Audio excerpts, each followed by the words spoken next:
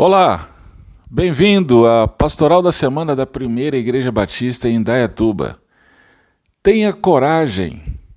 Essa é uma das expressões mais usadas em nossos dias. Os coachings a usam constantemente. Dê um passo à frente, tenha ousadia, supere seus medos, dizem. Bem, essa expressão é usada nas Escrituras, sim, mas me permita explicar em que contexto. E isso através de uma ocasião específica que servirá de paradigma para nós.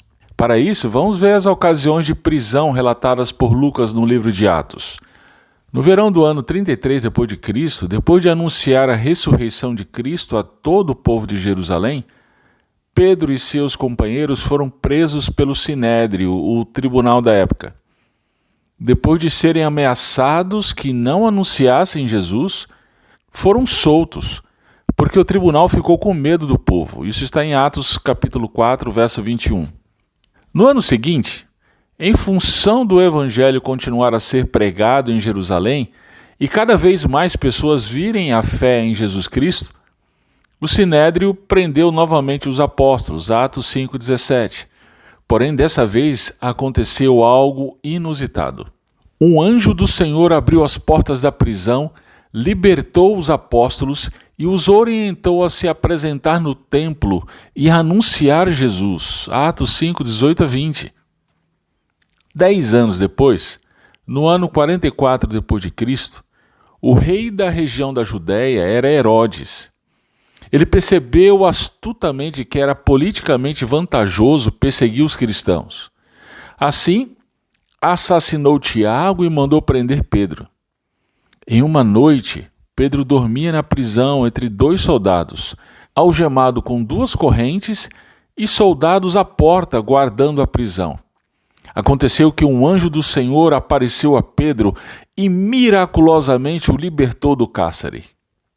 No ano 50 d.C., portanto, 6 anos após a libertação miraculosa de Pedro da prisão em Jerusalém, Paulo e Silas anunciavam Cristo na cidade de Filipos. Por conta disso, foram presos. Por volta da meia-noite do mesmo dia, um grande terremoto abalou os alicerces da prisão, de modo que todas as celas foram abertas. Nessa ocasião, Paulo pregou o evangelho para o carcereiro e ele e toda a sua família foram batizados. Mais uma ocasião de prisão. Ano 51 d.C. Paulo estava em Corinto. Os judeus dessa cidade prenderam Paulo e o apresentaram ao procônsul da região, na ocasião, Galho. Entretanto, Galho se recusou a lidar com essa situação e expulsou os judeus do tribunal. Revoltados, os judeus espancaram o chefe dos sacerdotes e Paulo foi solto. O que há de semelhante em todas essas narrativas? É muito claro. Ao anunciar o evangelho, os apóstolos sofreram perseguição ao ponto de serem presos. Por outro lado, é bem curioso notar que nessas ocasiões os apóstolos foram soltos, ora por uma intervenção do Senhor por meio de um anjo, ora pela providência divina agindo através das situações.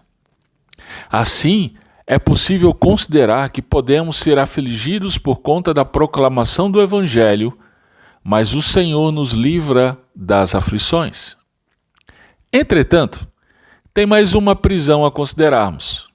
No ano 57 d.C., portanto, 6 anos depois daquela prisão em Corinto, Paulo voltou para Jerusalém.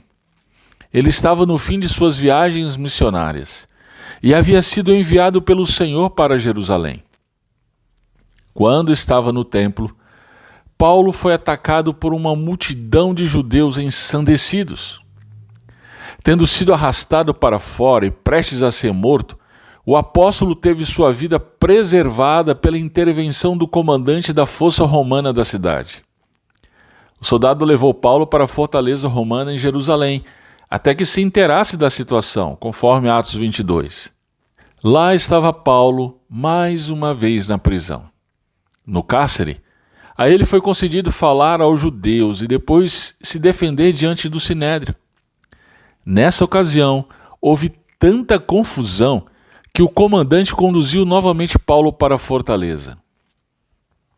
Eu tento imaginar o que poderia passar na cabeça de Paulo naquele momento. Provavelmente a memória dos últimos anos. Anos de perseguição por conta do Evangelho. Desde o ano 33 depois de Cristo até aquele ano, 24 anos. Passou-se muita coisa.